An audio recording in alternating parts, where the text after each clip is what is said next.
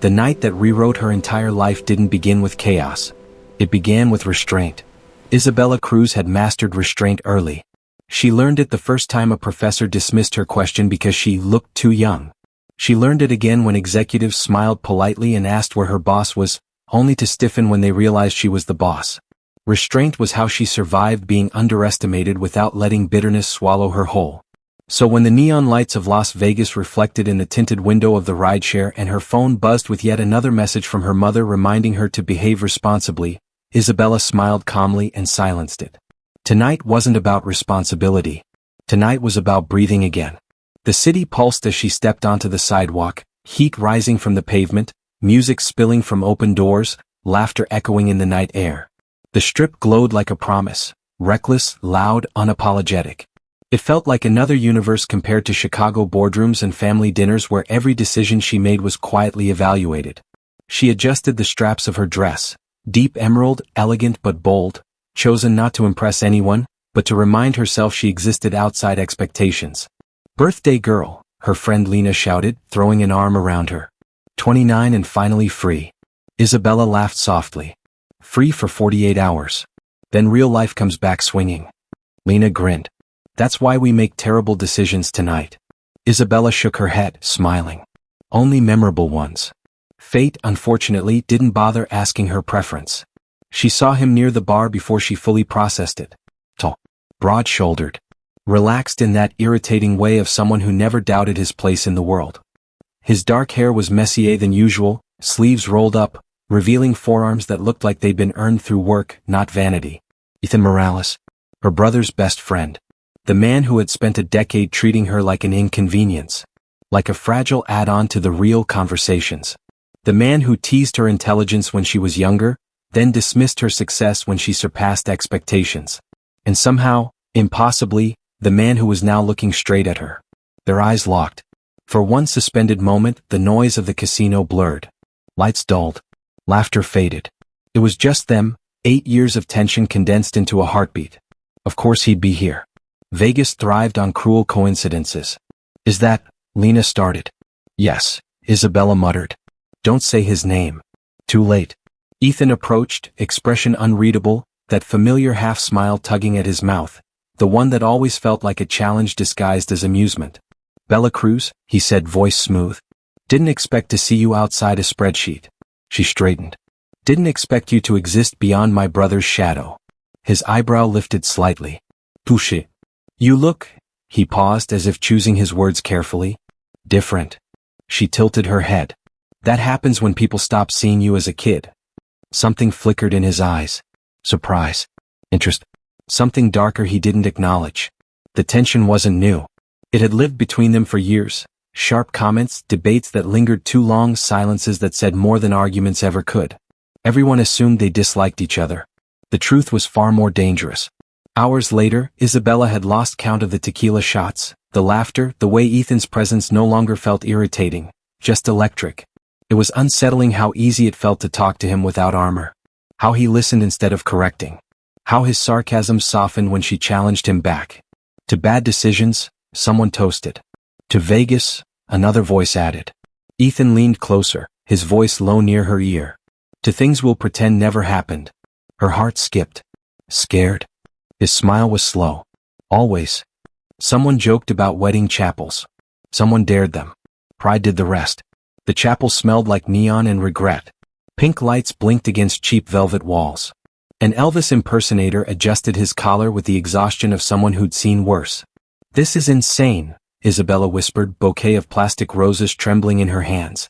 Ethan's fingers threaded through hers, steady, grounding. Still time to walk away. She looked at him. Not her brother's friend. Not the man who underestimated her.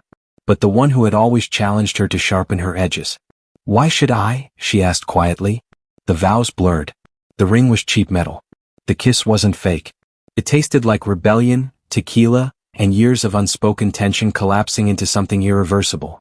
"Ladies and gentlemen," Elvis drawled, "I present to you, Mr. and Mrs. Morales." Applause erupted. Reality arrived the next morning like a strike to the chest. Isabella woke in a luxury suite she didn't recognize. Sunlight stabbed through sheer curtains. A heavy arm rested beside her. She froze. A ring glinted on her finger. Her phone vibrated violently on the nightstand. Missed calls, notifications, headlines. Ethan sat up, running a hand through his hair, staring at his own ring like it might explode. "Please tell me this isn't real," he rasped. Her throat tightened. "We're married." Silence swallowed the room. Two people who'd spent years pretending indifference, now bound by law, headlines, and consequences neither had planned. Outside the window, Las Vegas glittered, entirely indifferent. Her brother's call came first. Then her mother's. Then the internet. The story spun instantly. Romantic fantasy. Strategic alliance. Reckless scandal. And worst of all, the implication that Isabella had married up. That one cut deepest. "They think I planned this," she said quietly later, staring at a headline. "That I used you." Ethan's jaw tightened. "Anyone who knows you knows better." She looked at him. "Do you?" The question hung heavy. Before he could answer, his assistant arrived with a solution no one expected. "Lean into it. Stability. Image. Control the narrative. Temporary marriage. What's? Appearances." Lucia wasn't the only one tired of being underestimated, but this was the first time she'd have to fight that battle beside the man who once did the underestimating. And as they stood there, rings still warm on their fingers, neither of them realized that the greatest injustice they'd face wasn't the world's judgment. It was discovering how real this was becoming. The world decides who deserves respect. The fallout didn't wait for them to land back home. By the time the private jet touched down, Isabella's name had already been dragged through every possible narrative the internet could invent. Romantic opportunist. Reckless heiress. Strategic climber. None of them mentioned the years she spent earning respect in rooms where her last name closed as many doors as it opened. She scrolled silently, jaw tight, absorbing the comments like bruises she refused to show. Ethan watched her from across the cabin, saying nothing. He'd faced bad press before. Hostile investors. Aggressive rivals. But this was different. This was personal. And it wasn't aimed at him. It was aimed at her. Her brother Matteo didn't yell when they arrived at the Cruz family estate. That was worse. He stood in the foyer, arms crossed, eyes cold, posture rigid with betrayal. "Explain," he said flatly. Ethan stepped forward instinctively. It was mutual.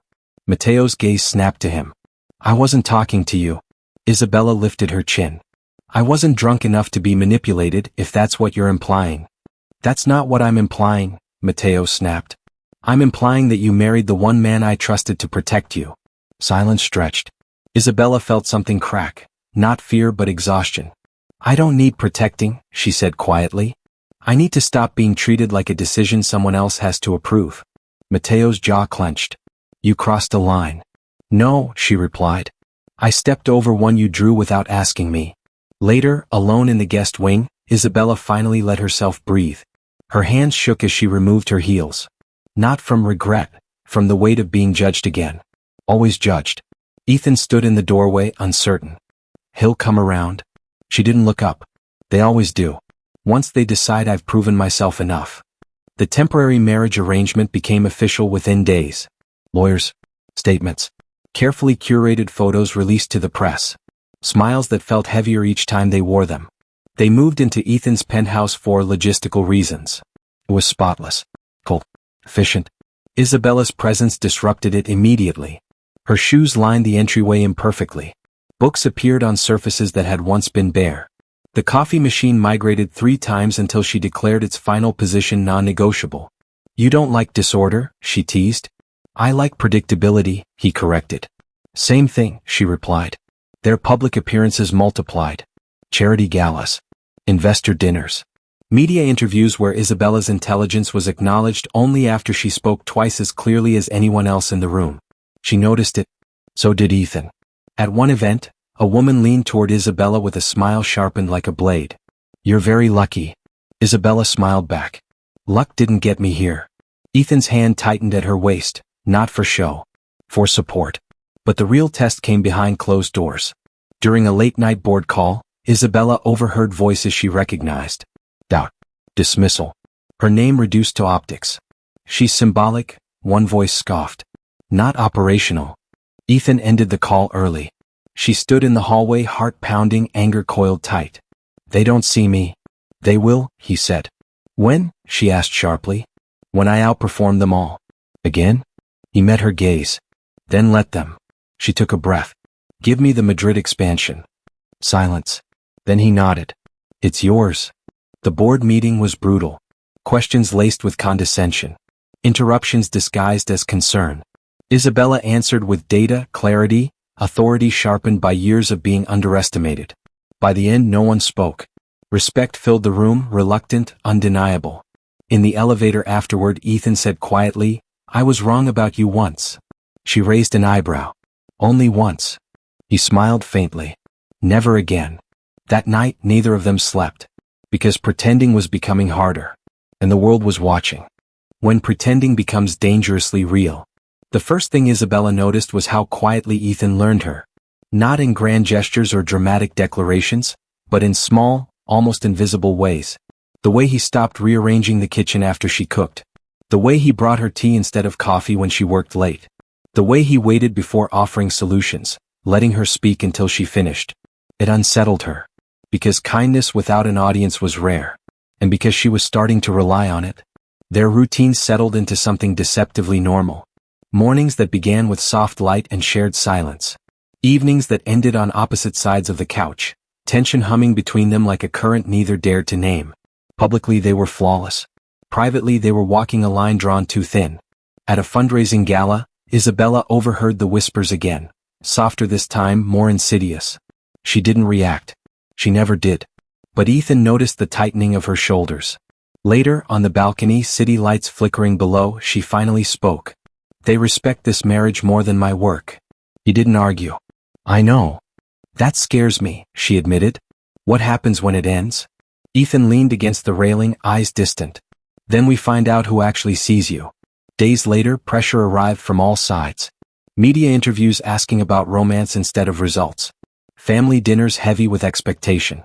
Investors praising Ethan's leadership while calling Isabella a compliment. The breaking point came quietly.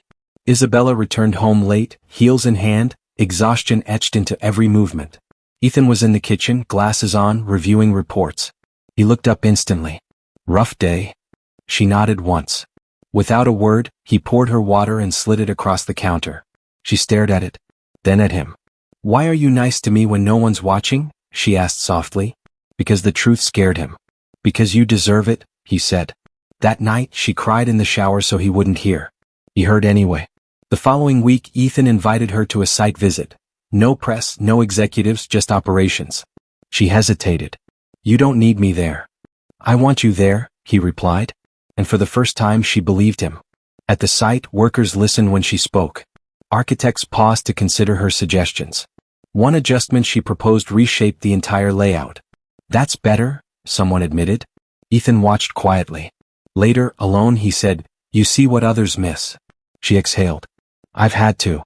That night, wine loosened the tension. The city hummed beneath them. Ethan leaned back, careful. Can I say something without changing things? She hesitated. That depends. I've never let myself want this, he said. Someone who challenges me. Who doesn't need me but chooses me. Her breath caught. We should stop talking, she whispered. Yes, he agreed. Neither moved. Their kiss was slow, careful, uncertain, and devastating. Isabella pulled away first. We can't. Ethan closed his eyes. I know. But the line had been crossed. And neither of them was ready for what came next. When the mask breaks, the truth hurts. The lie didn't shatter all at once.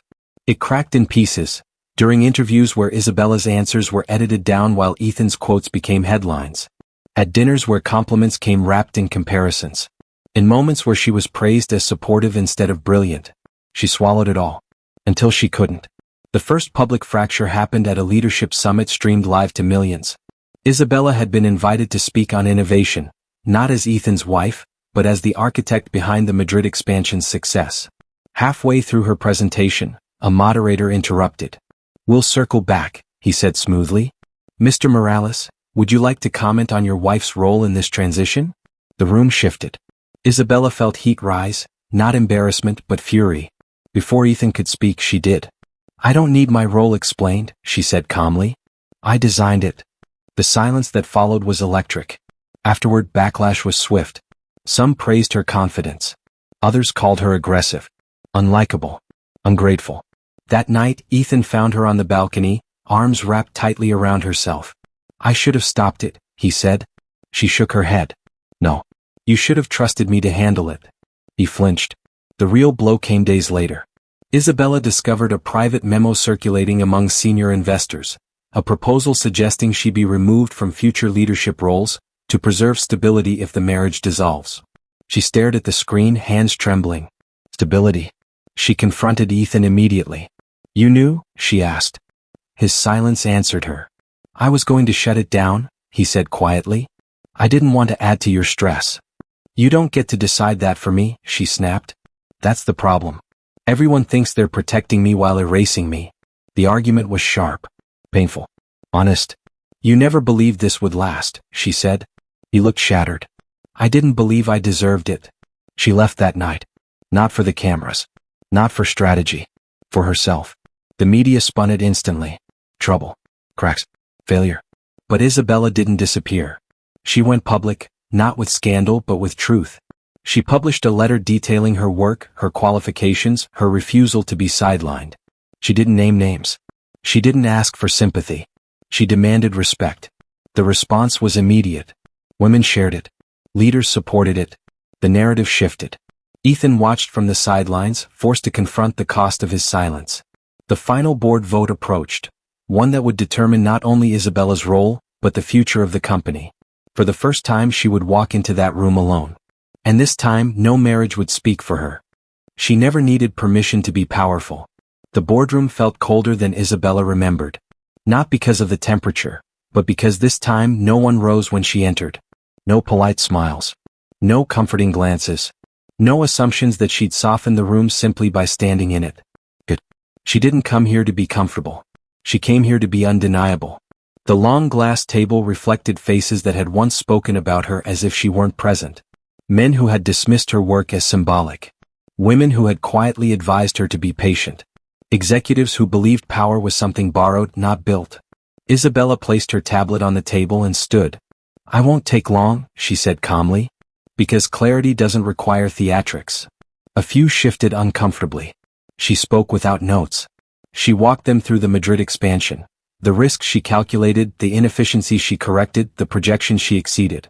She showed the data. Then she showed the impact. Then she showed the receipts. Every interruption was met with precision. Every doubt collapsed under evidence. When she finished, silence filled the room, not the dismissive kind but the heavy kind. The kind that comes when excuses run out. Finally, the chairman cleared his throat. Miss Cruz, why didn't you push harder for recognition sooner? Isabella met his gaze. Because I was busy doing the work. The vote passed unanimously. Not because of her marriage. Not because of public pressure.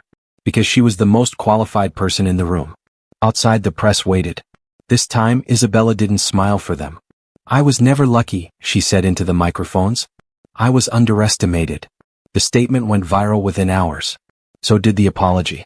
Ethan watched it all unfold from his office, not as the man beside her, but as the man forced to reckon with how easily he had benefited from the same system that tried to erase her.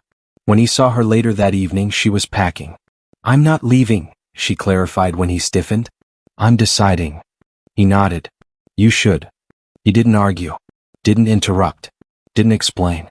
For the first time he listened without needing control. I didn't protect you, he said quietly. I protected my comfort. She studied him, not angrily, not tenderly. Honestly. I never needed protection, she replied. I needed partnership.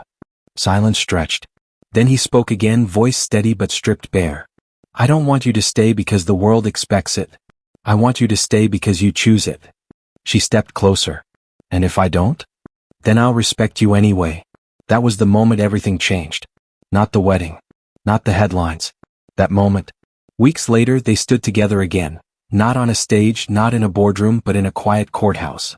This time there was no audience. They didn't renew their vows. They chose each other, deliberately, soberly, honestly. And when Isabella returned to work the next morning, no one introduced her as anyone's wife. They introduced her as the woman who rewrote the rules. Because justice doesn't always arrive loudly.